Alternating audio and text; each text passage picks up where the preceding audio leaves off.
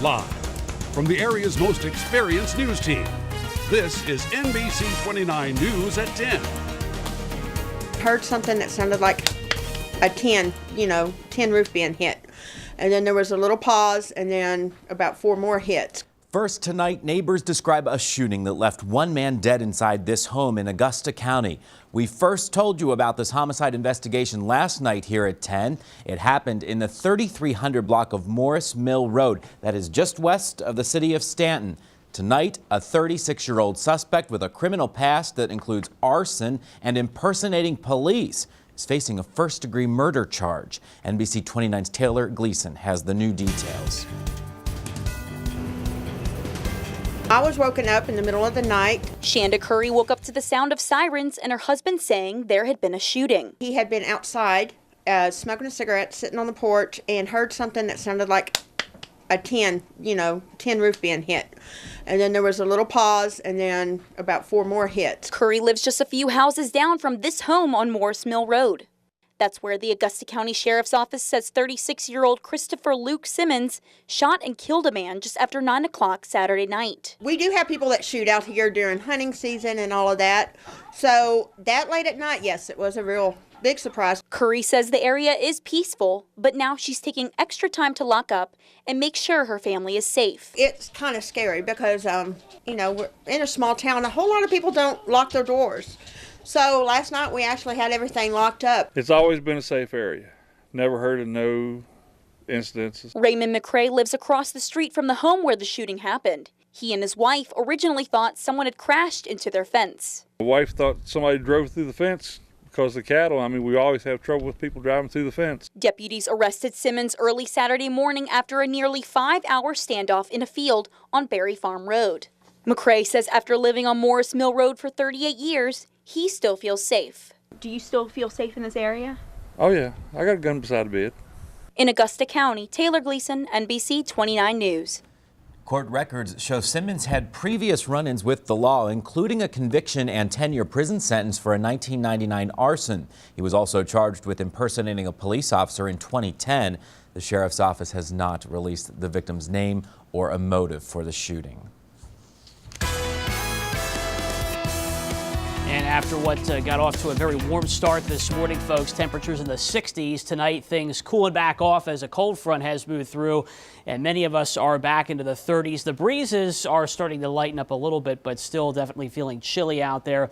And you can see even colder numbers back to our north and west. That colder air will continue to pour in tonight as the winds have turned out of the north. This morning they were out of the south, bringing all that mild air, but with that front moving away to our east now, that shift in the wind direction out of the north going to bring in that cold air. So the front moving away, taking the rain chance with it as well. We still have some lingering clouds behind the front, but I think with time here overnight late, see those clouds gradually thinning out. Low temperatures, well, back in the 20s here eventually, though. So there may be some isolated spots where we still have a little bit of moisture left over from the earlier rains. We'll have to watch for maybe a little bit of a refreeze there with any untreated surfaces. Overall, this shouldn't be too big of a deal. So we get off to a cold start for your Monday morning.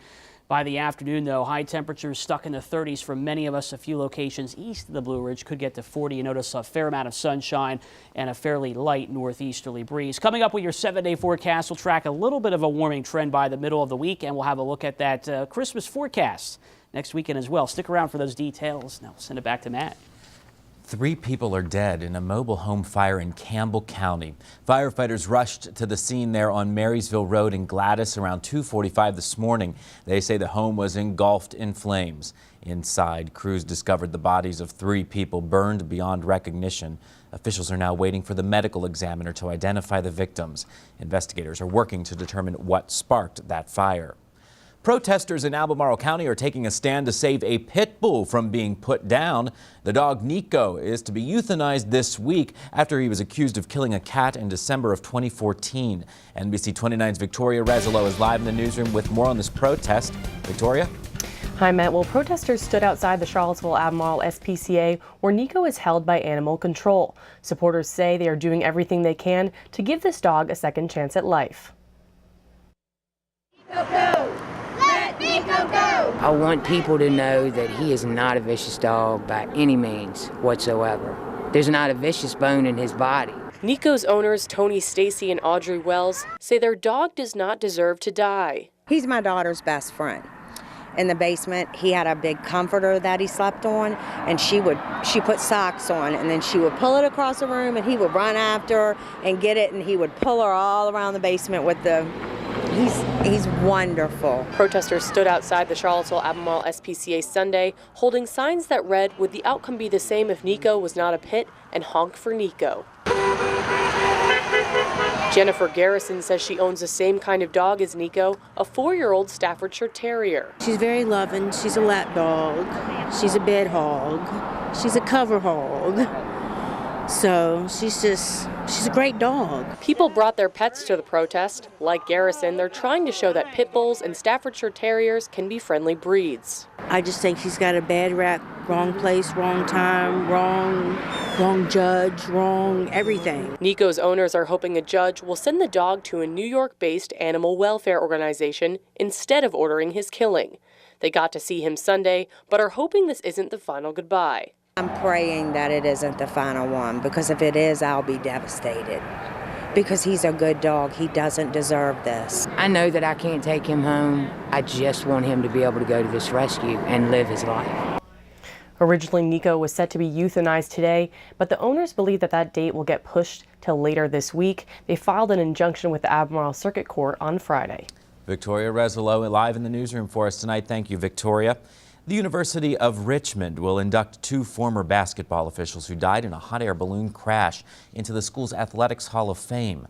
The university announced today it will induct Ginny Doyle and Natalie Lewis into the Hall of Fame in February. Doyle was a former basketball player and assistant coach for 15 seasons. Lewis was a swimmer and women's basketball operations director.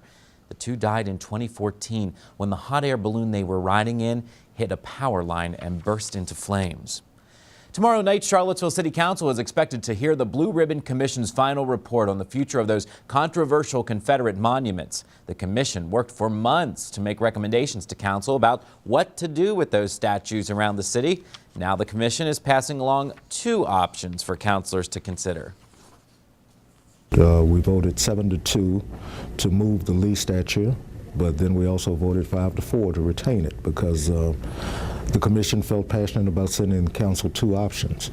So how they will interpret that, I'm not certain. City Council has not set a date for a final vote on what to do with those monuments.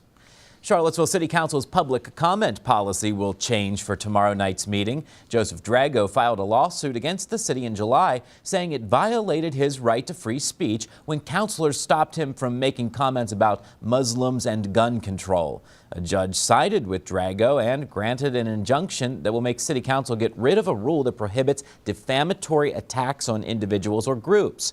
City Councilor Bob Fenwick says council will also review procedures that limit the number of speakers in the new year. The Electoral College is set to officially vote to elect Donald Trump president tomorrow, as members of Trump's team say electors are being harassed by Democrats. At the same time, there's a new poll out that shows over half of Americans are concerned about Russia's interference with the election. NBC's Jennifer Johnson has the latest now from Washington. With just over a month to go before the inauguration, immigrants and their supporters sent a clear message to President-elect Donald Trump that they will fight against his anti-immigrant policies. No fear! Immigrants are here! Trump, wrapping up a thank you tour in the South, is expected to be officially elected by the Electoral College Monday, but his team says Democrats are trying to delegitimize the election. Now they're going forward tomorrow with this attempt to intimidate and harass electors. I mean, we've got electors that are receiving 200,000 emails. Hillary Clinton's campaign manager, who had thousands of his emails hacked by Russia, questions whether the election was fair. I think it was distorted by the Russian intervention, let's put it that way. What did Trump Inc. know, and when did they know it?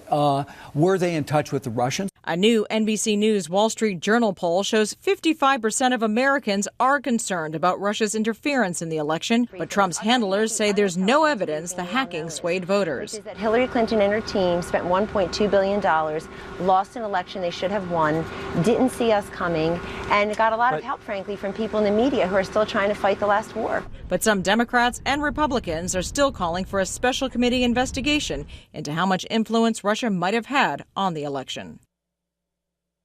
On January 6, members of the House and Senate will meet and count the Electoral College votes, and a winner will be declared. That's expected to be Donald Trump. In Washington, Jennifer Johnson, NBC 29 HD News. A group in Charlottesville is hoping to spread some Christmas cheer to residents in one of the city's public housing buildings.